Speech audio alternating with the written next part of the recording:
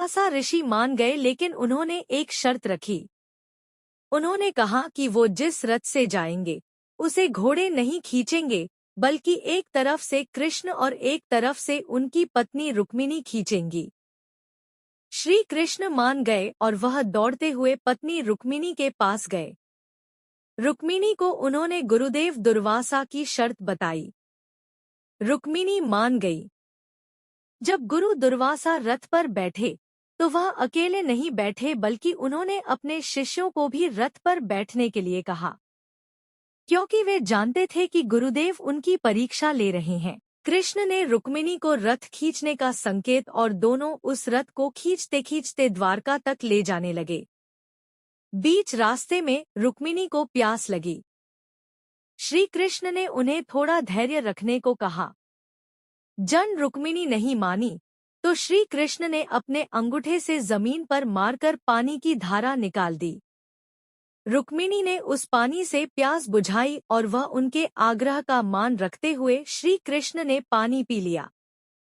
यह देख ऋषि दुर्वासा रुक्मिणी पर क्रोधित हो गए कि उन दोनों ने पानी पीकर प्यास बुझा ली, जबकि उनसे और उनके शिष्यों से नहीं पूछा। इसलिए क्रोध में आकर उन्होंने रुक्मिणी को श्री कृष्ण से 12 वर्ष अलग रहने का श्राप दे दिया। यह श्राप बाद में पूरा भी हुआ। उन्होंने कहा, ये ऋषियों के खाने योग्य भोजन नहीं है। यह देख कृष्ण जी ने उनसे उनकी इच्छा पूछी। ऋषि दुर्वासा ने कृष्ण जी को खीर बनवाने के लिए कहा। उनकी आज्ञा मानी गई और कृष्ण जी ने खीर बनवाई। जब खीर से भरा पतीला दुर्वासा ऋषि के पास पहुंचा तो पहले उन्होंने खीर का भोग लगाया और फिर उन्होंने बाकी खीर भगवान कृष्ण को खाने के लिए कहा।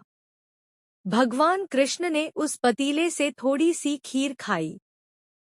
ऋषि दुर्वासा ने बाकी बची खीर भगवान कृष्ण को अपने शरीर पर लगाने की आज्ञा दी। आज्ञा पाकर श्री कृष्ण ने खीर को अपने पूरे शरीर पर लगाना शुरू कर दिया। उन्होंने पूरे शरीर पर खीर लगा ली, लेकिन जब पैर पर लगाने की बारी आई तो उन्होंने अपने पैरों पर खीर लगाने के लिए मना कर दिया। दुर्वासा इस बात से क्रोधित हो गए। इस पर श्री कृष्ण ने कहा, गुरुदेव, यह खीर आपका भोग प्रसाद है।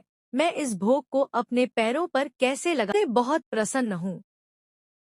तुम हर परीक्षा में सफल रहे। मैं तुम्हें आशीर्वाद देता हूँ। तुमने जहाँ जहाँ खीर लगाई है तुम्हारे शरीर का वो सारा हिस्सा वज्र के समान हो जाएगा, लेकिन तुमने खीर अपने तलवों पर नहीं लगाई है, इसलिए यह स्थान ही